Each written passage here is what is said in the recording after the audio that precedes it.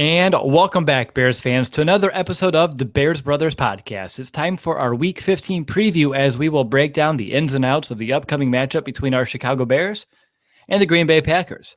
It feels like a lifetime ago since the last meeting between these two teams back in October when the Packers won 26-10. If you recall, that was the first time Matt Barkley stepped onto the field in a Bears uniform after Brian Hoyer broke his arm in the second quarter.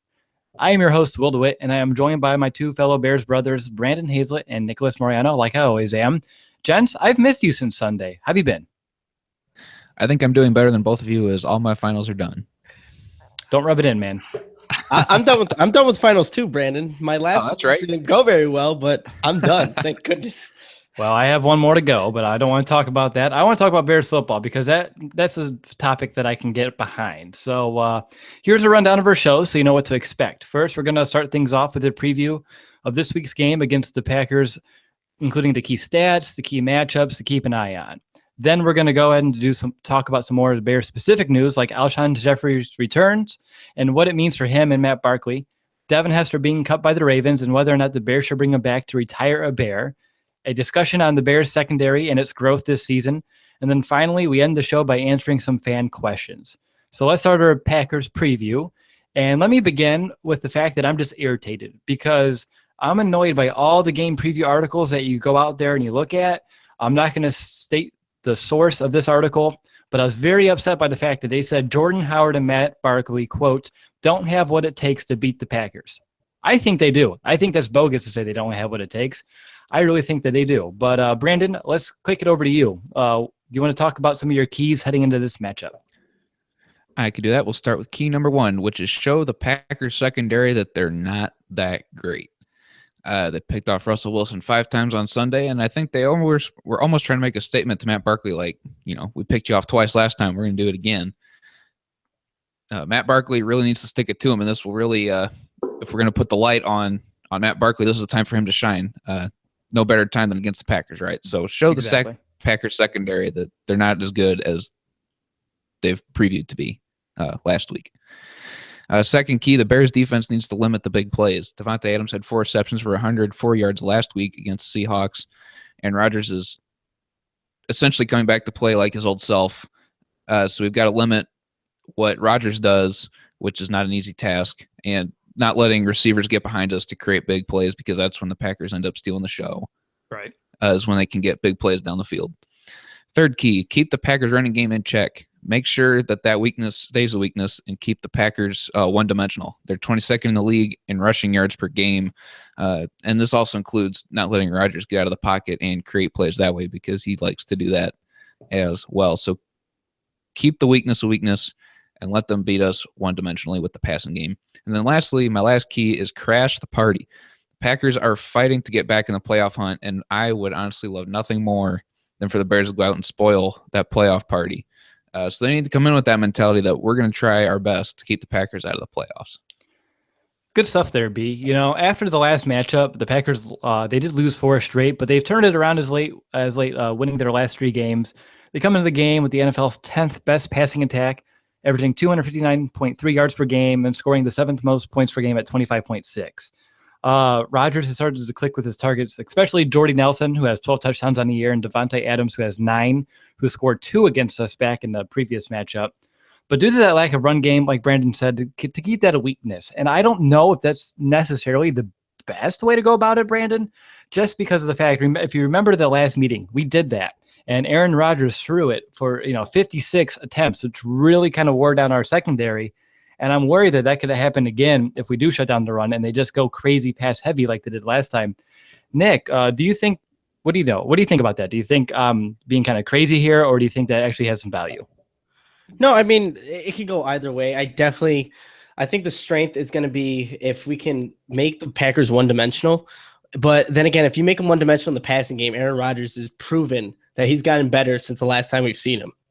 So with that being said, and our secondary, we still don't even know who's going to be out there starting from week to week. That does scare me a bit because these receivers and the Green Bay Packers have been hot as of late. I hate to say it, being a Bear, we hate to say that, you guys. Right. But the secondary, it could be an issue, especially I don't know if Porter's going to be able to go. and we still don't know who's going to be our starting who our starting safeties are. But I think the Bears will do a good, legitimate job of stopping the run. But then again, they still have Aaron Rodgers, so they're able to do whatever they want in the passing game. Exactly. And one of the keys, like Brandon said, is just to get that pass rush on Aaron Rodgers, because the Bears did it in the first meeting. They got 2 sacks on him, 9 quarterback hits. But, Rodgers has only been sacked twice in their recent 3-game winning streak. He was sacked 13 times during that 4-game skid that they had, though. So the offensive line's been able to turn that around. So, Nick, how important will it be for the Bears to not only put the pressure on Rodgers, but to contain him so he doesn't improvise outside the pocket, because he gets kind of deadly when he does that? I think that's going to be the game, actually. If the Bears cannot pressure Rodgers, I think it's game over for the Bears, because if you can't get Rodgers off his game, he's going to be able to do whatever he wants. And the key is, like with Leonard Floyd, our outside pass rushers, our inside guys, Akeem Hicks, to get pressure on him constantly. Just get him off his mark. It's going to be super cold. He's not going to be able to throw laser balls as receivers because it's going to hurt. I'll be there, you guys. I don't know if you guys know. I actually am going to the game, and but it's going to be super cold, and I think that pass rush is key. If the Bears can't get any type of pass rush and not be able to get to Aaron Rodgers and sack him and cross turnovers like Leonard Floyd did the first time, I just don't see the Bears having a chance in this one. They have to get to Rodgers. All right, so let's flip the script here. Let's talk about this Packers defense that comes in giving up the 13th least amount of yards given up per game at 347. Nick Perry leads the pack in sacks with 8, followed by former Bear Julius Peppers with 6.5, and then Clay Matthews coming in with 4. Nick, I'm curious to your thoughts on this matchup, because do you think that the Bears' offensive line can keep up their current streak? Because they've only given up 2 sacks over the last 12 quarters. And also on top of that, do you think they can pave the way for Jordan Howard? Because I think a big determinant to this game's outcome is going to be maintaining time of possession, which the Bears didn't do at all in the first meeting. They lost it 40-20. So how do you feel about this matchup? Well, the Packers are really good at stopping the run. That's one of their defensive strengths.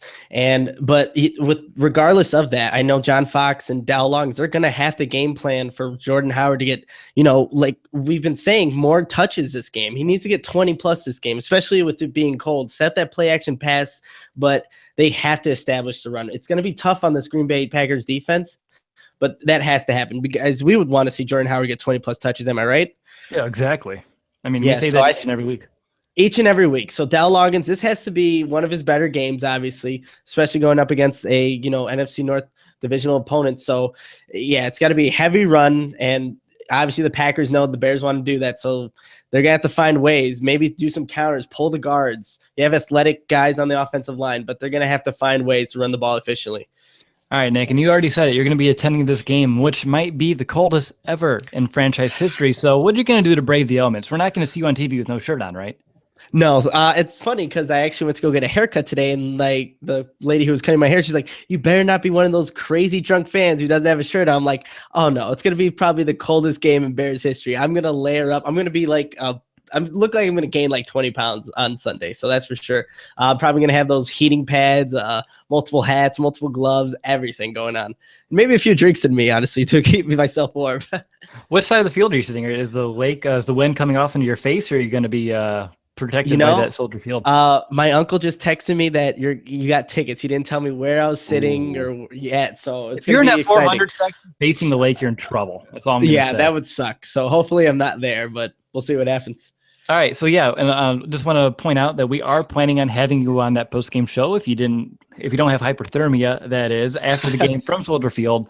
I'm really looking forward to that, and hopefully we can understand. Hopefully we can understand you, because I'm sure your teeth are just going to be chattering in full effect by the time that game's over. But looking forward to your live report, and of course, enjoy the game.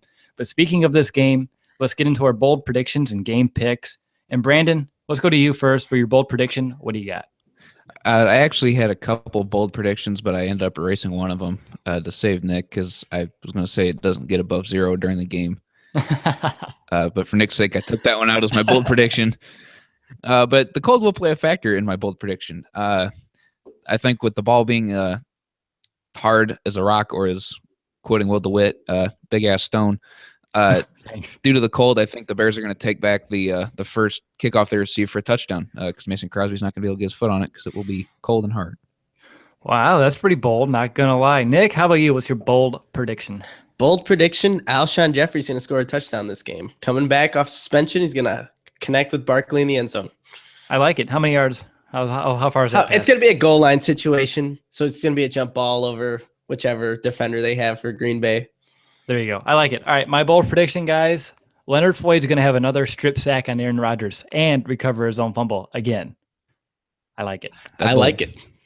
Thank you. Thanks for appreciating my bold prediction. But let's switch over to our game picks, guys. And last week, I promised I'd go back and update the standings for the picks this season. I've been kind of forgetting to do that as of late, so I apologize. But going back to our all-time records, I'm 4-8. Brandon's I put Brandon's 5-8. That is not right. I think I'm 4-9. Brandon, you're 5-8. Nick, you're at 7-6. All of our records are better than the Bears, so give us credit. But Nick, let's go to you first. What's your game pick? It hurts me to say this, especially because I'm going to the game. Don't do it. And I did my radio show earlier. I already picked the Packers to win. Change it right now. It's already happened though. You know what? Because I'm going to I didn't know I was going to the game, when I did my radio show. So now that I'm going to the game, they have to win. So they're going to win 20-13.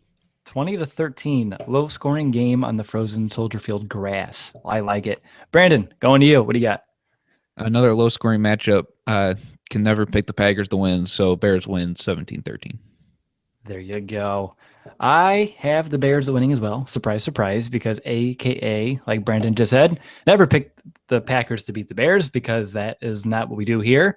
I have the Bears winning 24-21. Somehow they're going to start these offenses are going to heat up despite the low temperatures. That's how I see this game going. Hey, guys, remember at the beginning, in one of our earlier podcasts in the season, we said the loser of these game picks has to wear a Green Bay Packers shirt. So, okay, would you rather pick the Packers and not wear the shirt at the end of the season or pick the Packers just for pride circumstances? Either way, you're losing. Either way, Brandon and I remain one game apart, and I have 2 games to make a run. So I'm going to go ahead and stick with the Bears. But, yeah, if I had to choose between the two, I'd rather pick the Packers and wear something that has the Packers on it. Mm-hmm. Oh, and by the way, if I do lose, you guys are paying for it because I will not pay for any sort of Packers memorabilia ever. But all right, guys. Well, that was a good game preview. So let's switch our focus and talk about some more big picture topics here. And let's start off with the big one, the return of Alshon Jeffery and what it means for both him and his quarterback, Matt Barkley, for the final 3 games of the season.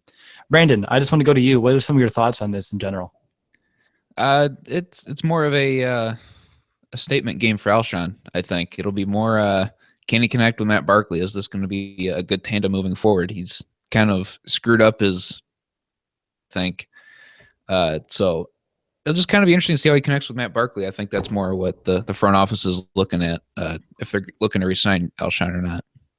Yeah, no, exactly. And Nick, we'll switch it over to you. What are you expecting after Alshon's 4-week hiatus?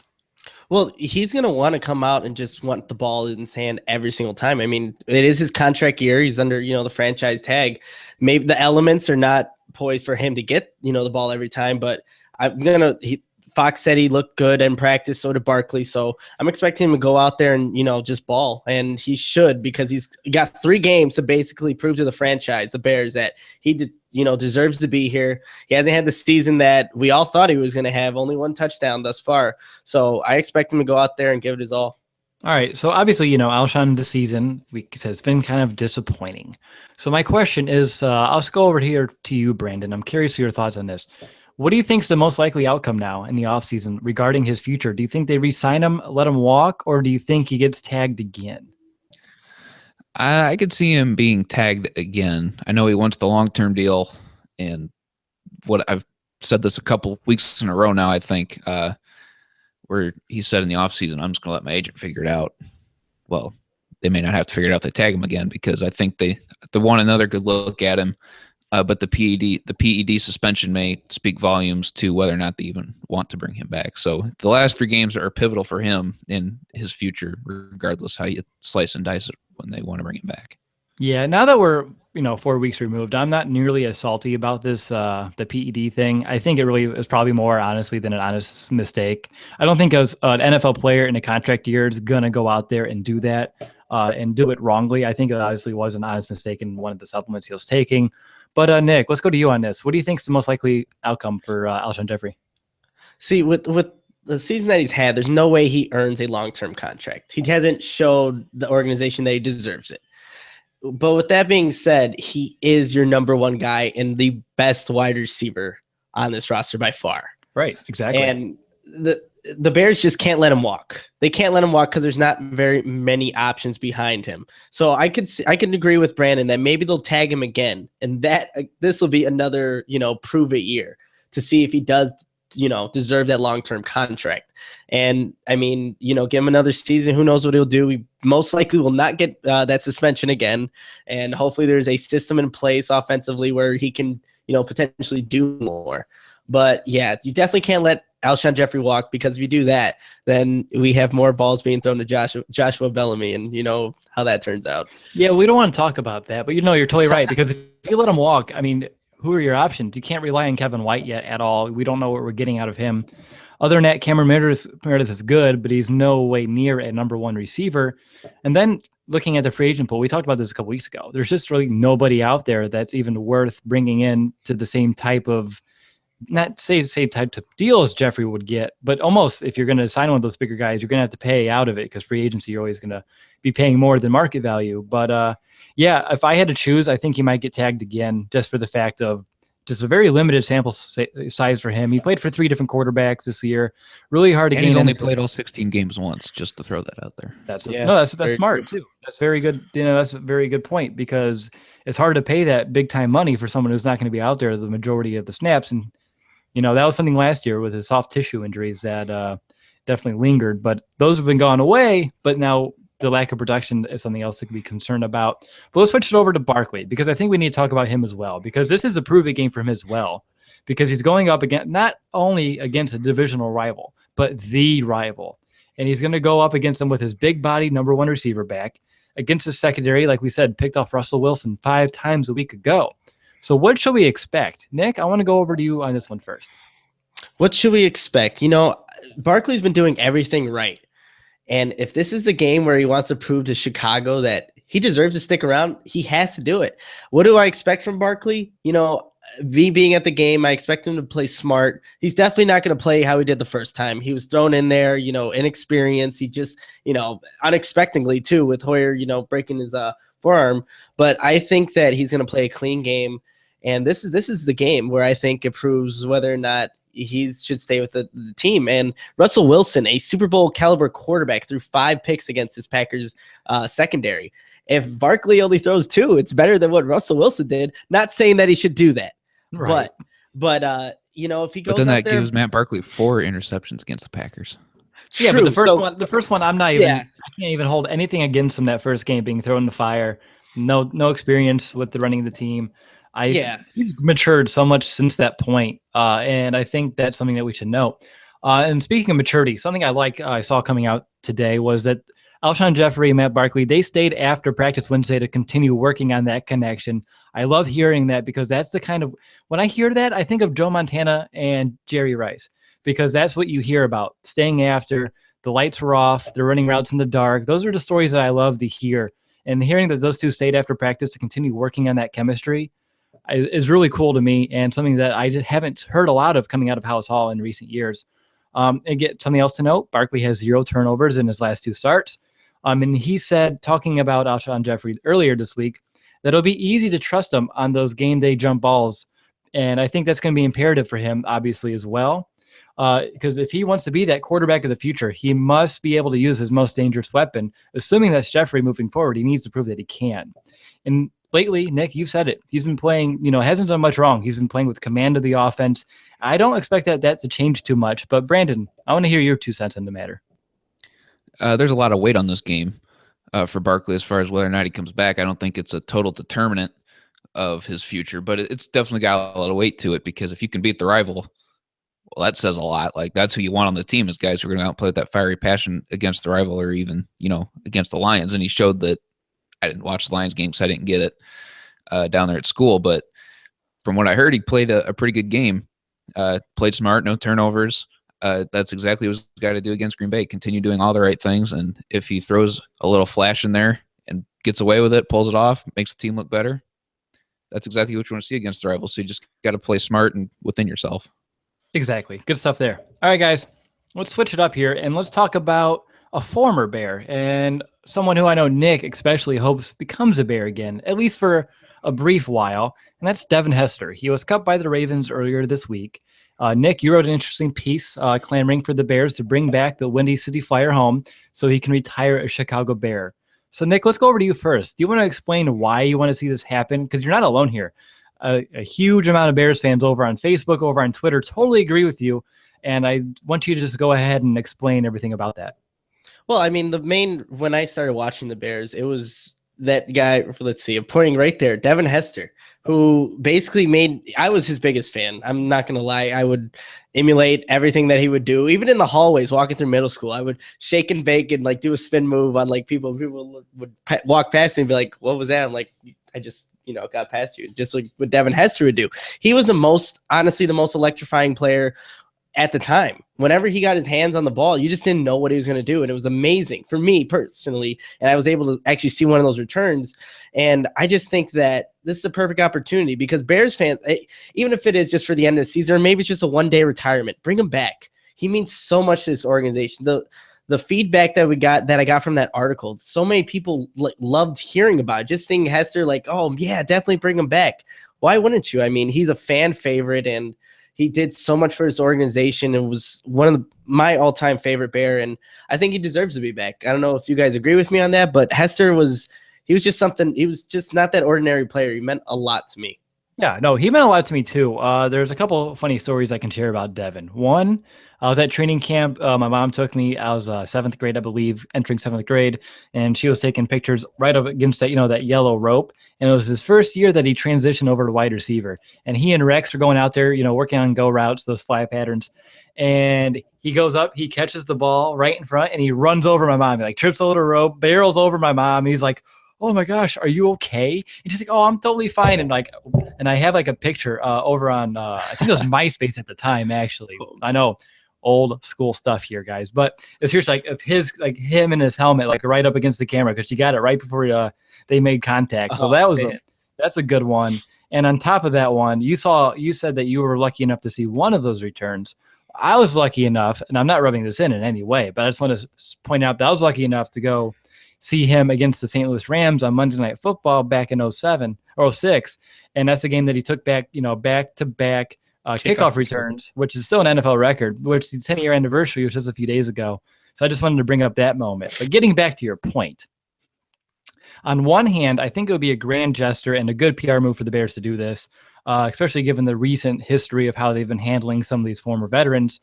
On the other hand, I can understand why a team might not want to bring someone back from a former era to mess up that current culture that's kind of building within the organization. But I don't know how Devin Hester would even hurt the culture. In fact, the more I think about it, the more I see him inspiring the younger players as he can tell them the stories of how it was like winning in Chicago and how it just meant to him, to the city, and just how much fun it can be playing in Chicago, playing winning football in Chicago. And I think that can inspire this very young Bears team if they actually elected to do so. But Brandon, let's go to you. What would you do here? There's a difference between wanting him back and him actually coming back. The reality of it is I don't see the Bears doing that just because, like you said, we've seen it with past veterans, Brian Urlacher and Matt Forte recently. So I don't know that they bring him back. I would like to see him come back and retire as a Bear. That would be very cool to see. Just the reality of it, I don't know.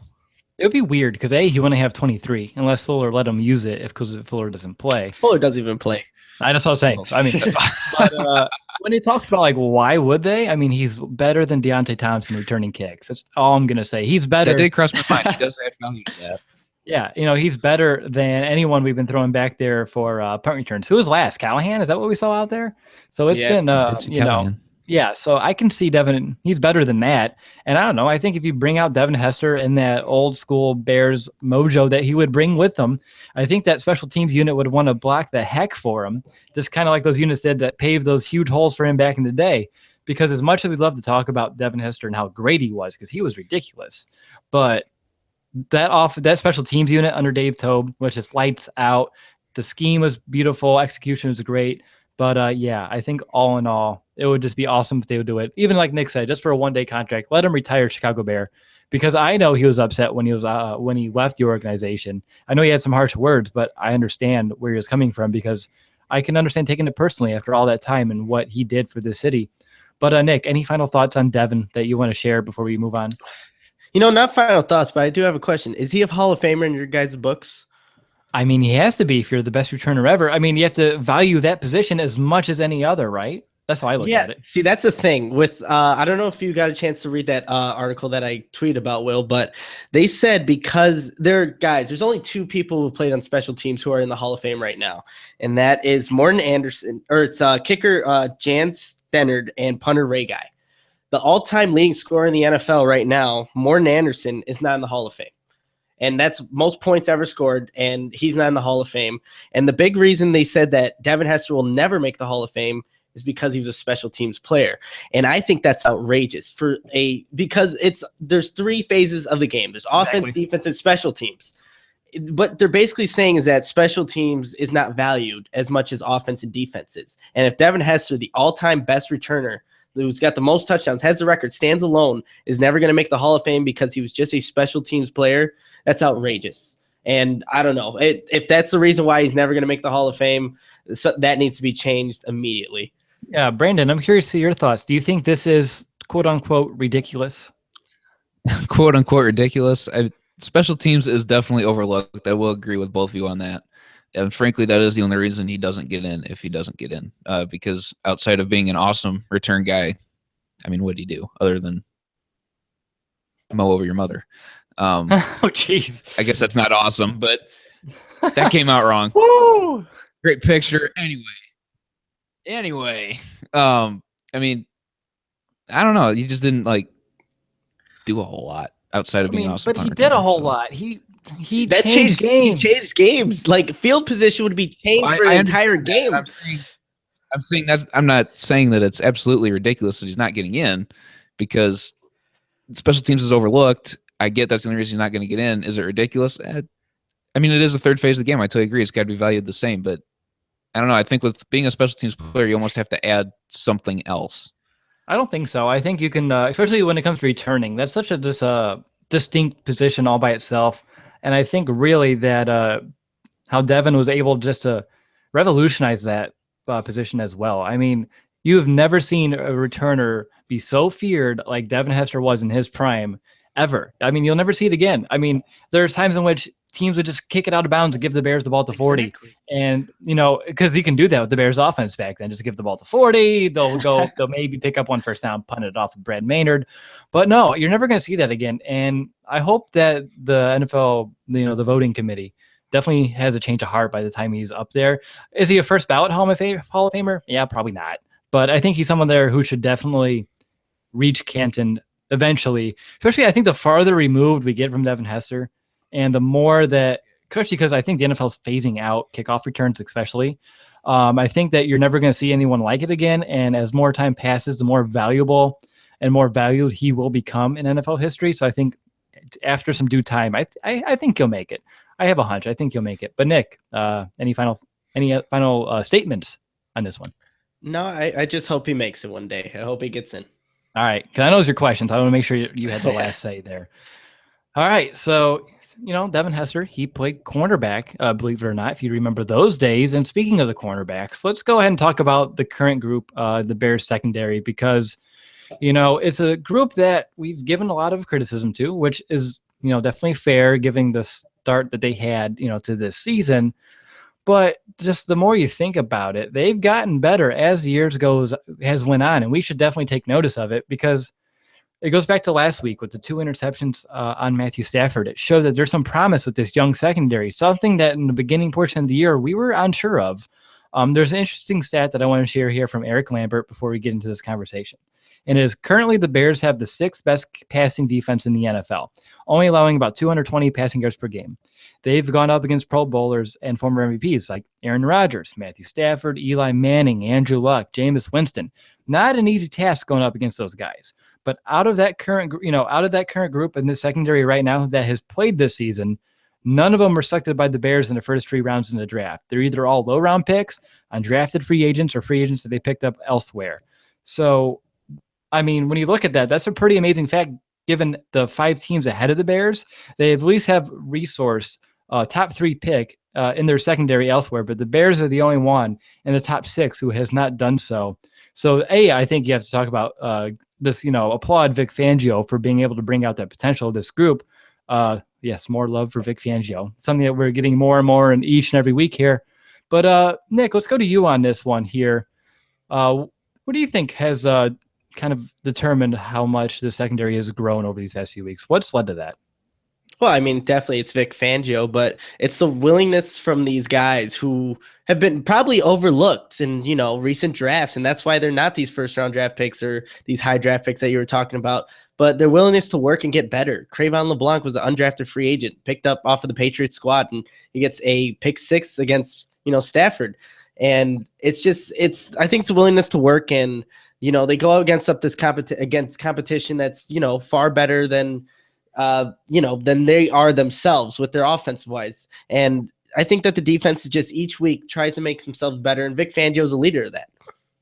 Yep, good point there. You talked about Cravon LeBlanc. We picked him up after the Patriots released him. I think we just Bill Belichick on that one, because that's what he does. He just picked up Michael Floyd today. They pick up those guys and kind of rejuvenate those careers. But I think with Cravon LeBlanc especially, we might actually have something here if we let him season a little bit more, because he's been playing with confidence and it shows. But Brandon, let's talk about the secondary. I know you were unable to watch that game last week, but do you have any insight on their growth, and do you have any thoughts there? Guys like to play for Vic Fangio, and it shows. Definitely in the front 7, and I know we've given the secondary kind of some slack this year, but the secondary is starting to step up. I think you had the stat earlier with the 6th ranked secondary by yards per game. So, I mean, it's not like they're not doing their job. It's just the weakest part of the defense right now. So it's not that Vic Fangio isn't doing his job. It's just the talent level isn't necessarily where we'd like it to be, even though it's a top 10 secondary.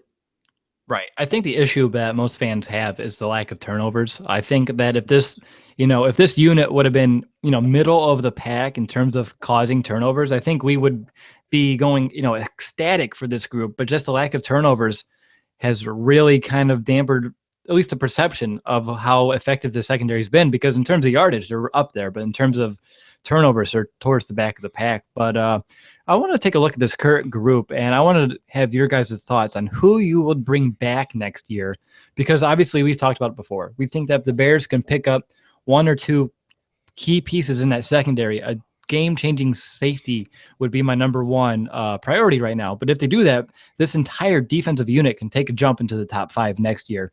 So let's look at this group. We have Bryce Callahan, Cravon LeBlanc, DeAndre Hall, Tracy Porter, Sherrick McManus, Adrian Amos, HJQ, Deion Bush, Chris Brzezinski, Kyle Fuller. Don't forget DHC, DeAndre Houston Carson, who hasn't had much playing time this year, but he is a rookie still, so plenty of time for him. But out of this current group, it might be easier to ask who you wouldn't bring back than it would be to ask who you would bring back. So, Nick, let's go to you. Who wouldn't you bring back?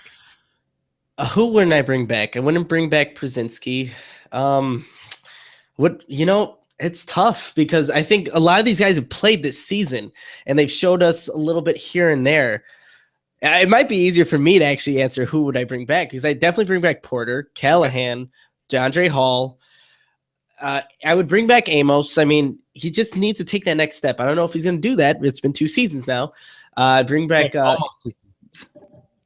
Yeah, almost. Cravon LeBlanc, they just need, like you said, they're missing that playmaking safety, and then Fuller is just a question mark right now, because we activated. I don't know if he's actually activated. If he is activated or not, he needs to get on the field. There's only 3 games left, and I need to see personally what he has left, because I mean, what's the point of keeping a guy who just hasn't produced and just from his rookie year hasn't ever been the same?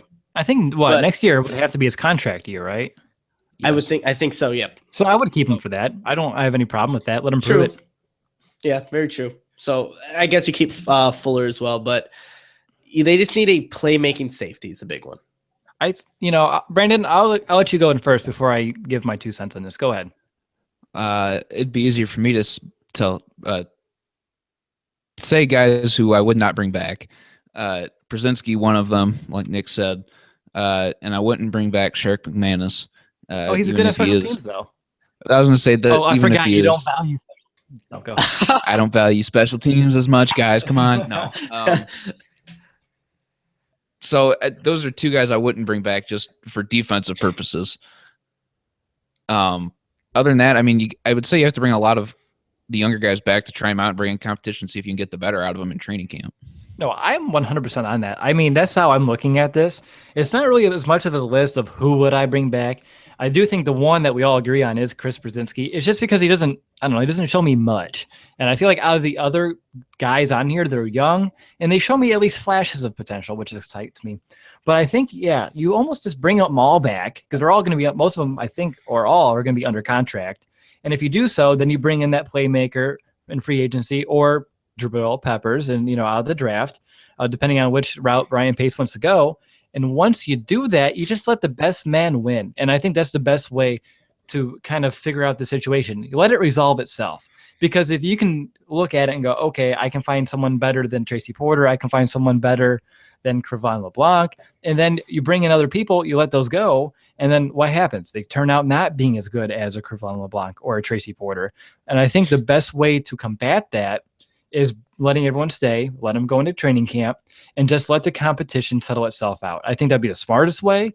And not only that, that allows the Bears to keep a deep secondary next year, because right now we're talking about how thin they are. So you bring in a couple of those playmakers, maybe you bump down Crevan LeBlanc or Bryce Callahan a little bit down the depth chart, which is okay because they can come in and provide really good depth, and it can come in during some spell situations if the Bears defense is out there for extended periods of time without much drop off. And I think that might be the best case scenario for the Bears. What do you guys think? No, I definitely think you have depth. That's a very good idea. Definitely keep the young guys. It's not like Deion Bush. You can't cut a guy who's been here for a season, who hasn't, got the chance to start at the beginning of the season. So you definitely keep guys like that. And like you said, they do provide depth. We've had our starting corners go down, and we've played without our starting corners. So you need those guys who are versatile, who can play the nickel, but can also be moved out and play the corner spot. So yeah, definitely keep those younger guys. But like we all said, Brzezinski's the only guy that really needs to go. Sorry, Chris, I really am. But yeah, sorry. It's not that we hate you. It's just he stands out. He stands out by not standing out. Exactly. Yes, which makes total sense. But no, I can see what we're getting at here, and I really think so. And if you think about LeBlanc and Callahan both out there in like a dime package with two other starting safeties, corners, I think that just spells doom, because when those two play in the inside, they're much better when they bump out than when they bump out. But Brandon, any final thoughts on the secondary before we move over to fan questions? Just kind of repeating what we've all said. I think it's 96 roster positions in the offseason, and I don't want to add all 40 as defensive backs, but definitely help the competition for these younger guys and figure out who wants to stick around and who wants to be a playmaker and who's going to get cut. So. Exactly, because I think this front seven is pretty set. I mean, I hate feeling comfortable that way, because when you're comfortable, that means you shouldn't be. So, but I feel very good about this front seven moving forward. Especially if they do retool slightly. I think that we are almost there in terms of having a very dominant front seven, especially if injuries can just stay the heck away. But let's switch over to guys. Fan questions. Let's end out the show strong. And let's start off with the first question. It comes from Michael McNeil, and he asked, seeing how this will be the first time Alshon is playing with Barkley, do you think we're going to get a more defined answer to the quarterback situation, considering how Green Bay played last week? We kind of touched on this earlier, so we don't need to go full on in this. My short answer is obviously yes. When you have your number one wideout there, you're going to be able to grade and assess Barkley much more than when you have him throwing to a Josh Bellamy, especially in a crucial game situation. But what are you guys' thoughts? I think this one's a pretty simple one. It's just yes, right? Oh yeah, no doubt about it. I think now Barkley will get to see. Sorry, Brandon. I think I just beat you. You were about to say something. Now I'm just going to continue with it. But yeah, no, Barkley. We're going to see him, play his full potential and against a good NFC opponent in the Packers. And he actually has a number one receiver. So we'll get to see what Barkley can really do. All right, B. I'm going to say no. Actually, I think it solves more of the Alshon question. I think Barkley's shown that he's done the right things, even if it's not necessarily with the right people. So I think it's more of an Alshon fixing an Alshon issue in these final three games instead of fixing a quarterback issue. Well, that's an interesting perspective, but I like it. It's different. All right. Michael did have one more question. He said, going back to the secondary guys, do you see Jonathan Banks returning to his former self now that he's in a scheme that can properly utilize him? And at first, when I saw this question, I was thinking, what does Mike from Breaking Bad have to do with the Chicago Bears? But I totally forgot that we picked up a cornerback by the same name, Jonathan Banks. And for some context here, for those who might not have much time to look into this, he's a 27-year-old corner. He was an All-American at Mississippi State in 2012. He won the Jim Thorpe Award, being the nation's top defensive back. He had 16 interceptions in college. He was the second-round selection of the Buccaneers in 2013. He burst onto the scene with 7 interceptions in his first 2 seasons, but he hasn't had one since 2014. Guys, this smells a lot like Kyle Fuller, doesn't it? Nick? It does. And, but the big thing, he's come to Chicago with Vic Fangio, and we've seen what he's done with undrafted free agents and guys who have underperformed. So maybe this could be a little resurgence for his career here. I'm not saying that's going to happen because obviously he hasn't had the production yet in the NFL. Maybe he's a great college player. Maybe doesn't transition to the NFL, but he's got Vic Fangio, and he can get players love to play for him, and he will get the best out of his players. So maybe this is where he can have a resurgence in his career. Yeah, Fangio said that he's confident that he can resurrect Banks' career. And Vic Fangio, ever since you've been here, you have not given me one reason to not trust you. So I trust that you are going to go ahead and do that. And if so, guys, we might find one of our starting corners next year if he's able to do that, which we might have already had one of those free agent pickups that was going to change the secondary moving forward. But something that I like, it was Pernell McPhee earlier. He said that he loves that Banks, quote unquote, talks a lot of crap and backs it up. Something that, Nick, you pointed out that McPhee doesn't always do. But Banks, a good quote from him this week, he said, anything any other corner can do, I feel like I can do. They know I can play. I know I can play. I just need to get the opportunities out there and go do it. I like the attitude that this kid's bringing, out to the table. I'm excited to see what he can do with an opportunity. But Brandon, what do you think on the situation? Are you excited, or are you just going to let this thing kind of play out? I'm just going to kind of let it play out. I'd like to see our own Kyle Fuller be resurrected before we bring in another one to try and resurrect him, So well, at least this one can play, apparently. But go ahead. Yes, I agree. At least this one can play for the moment. So just kind of let it play out and see what happens. Excited for the opportunity. Sounds like he's got the right attitude, and I believe he played with Pernell a little bit. Sounded like it the way Pernell talked about him. I'm not 100% certain on that, but if Pernell says he's the right guy, who's a very outspoken player, who likes to talk a lot of crap himself, bring on another guy who likes to do it. He's got the right attitude, so let it play out. We'll see what happens. Exactly. Bringing in more of those players who embody the culture that I think Ryan Pace wants the Bears defense to inhibit itself. So I think that is a good sign that we're still bringing in these kind of guys. And there's a type of guy that we're bringing in, and it's just not any guy off the street. But next question comes from our buddy Tristan. And he asked, how much cheese will our rookies be eating on Sunday? That's a very open question. So, guys, flex your creative muscles here. How much cheese will these rookies be eating on Sunday? Nick, go ahead. What do you got? Well, I don't think they're going to be eating any dairy products before the game. That can give you gas, which you definitely don't want going and playing a football game. No, but if you're talking about Leonard Floyd, Jordan Howard, I hope they eat a lot of cheese. I hope Leonard Floyd gets in the backfield and sacks Rodgers for a career high this time. Maybe gets 3 sacks, two and a half sacks, and that fumble recovery in the end zone, like you said, Will, for your bold prediction. And then Jordan Howard, the Bears have to establish the running game early and often, and they has to get 20-plus touches, so I hope he carves up this Packers defense. So I hope they eat a lot of cheese on the field. All right, Brandon, how about you? I'm going to say a lot. I think it's a question that maybe I'm going to say is an option for a rookie an unsung hero for this game. I'm going to say Kwiatkowski, who's been playing very well. Makes a big play today and kind of puts himself on the radar a little bit, kind of like Leonard Floyd Leonard Floyd and Jordan Howard. I almost got the names mixed up there. They've had pretty solid games themselves. So I think it's Kwiatkowski's turn to make a big impact. There you go. You stole that right under me. I didn't have it in my notes because I was trying to keep that a secret. But Kwiatkowski was the one who I was going to mention here because you can think of Howard, eating all the cheese, racking up the yards. You can think of Floyd, registering some sacks here. But when it comes to Nick Kwiatkowski, the dude just plays each and every down. And I think he's going to lead the team in tackles this game. I believe that I think Rodgers is going to test him.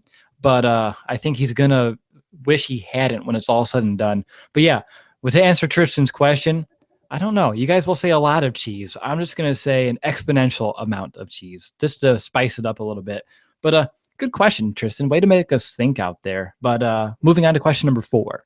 Comes from Andy Rich. And he asked, do you have any expectations for Kevin White next season, or have you lost the faith? Good question, because I think some Bears fans have definitely lost the faith. So, Nick, let's go to you. What do you got? I wouldn't say I lost faith in Kevin White. He hasn't played an entire season. He hasn't played more than 4 games like in a season. But I haven't lost faith. I still have not big expectations, but I just want to see him play a full season. Maybe gets a full season under his belt, can start developing into that receiver that we drafted in the first round. But I definitely haven't lost faith in the guy. Ryan Pace drafted him for a reason. He knows he can play. If he could just stay healthy, I think he can produce. I like it. Brandon? I expect him to play next season. That's my expectation. I don't think he's going to be the home run threat that we'd like him to be, that kind of the hype surrounding him was.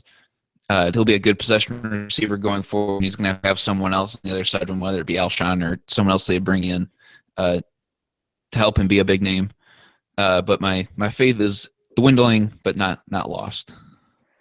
Yeah, I kind of echo what you guys are saying here. I understand where the faith kind of can be dwindling because, I mean, after 2 years, only 4 games, kind of upsetting, kind of alarming when you think about it. But when he was out there, he seemed like he can, be effective in an offense. But the question is whether or not if he can. And it's just sad, guys. He's the 7th overall pick, and we're worried about this. But here's something.